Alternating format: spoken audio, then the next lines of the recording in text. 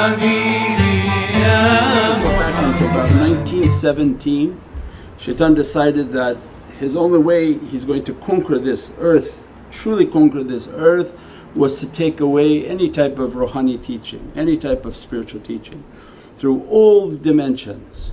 So the Islamic world from 1917, all the wars and all the governments that were put into place took away all spirituality, even within martial arts, all spirituality. Everything was taken of real spirituality was hidden.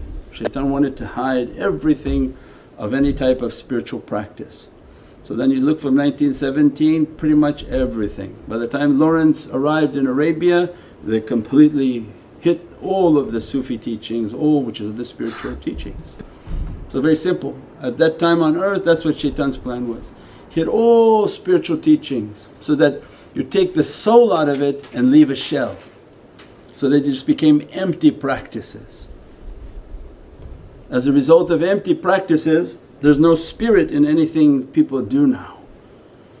So when they talk, there's no spirit in them, there's no love, there's no enjoyment in it. They talk about Islam in a very dry, sort of manipulated or understood practice as if it's something empty.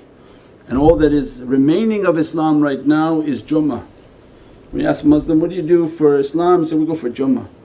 And what else? Well, what do you mean what else? Everything's bid'ah. What are we talking about? Everything? Our life was supposed to be Islam. The beauty of Islam is like a garden. There should be continuous zikr, continuous praisings, continuous halakas and circles and teachings of reality. But if there's nobody practicing these practices, there's definitely no reality.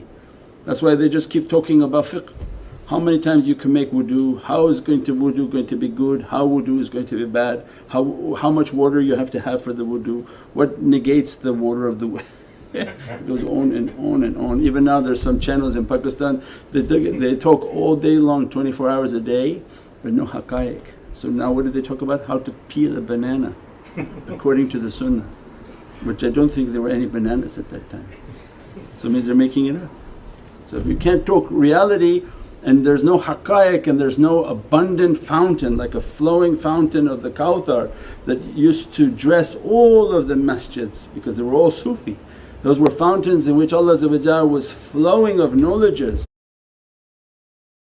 They would do their zikr, their halakas, their teachings and all of their practices.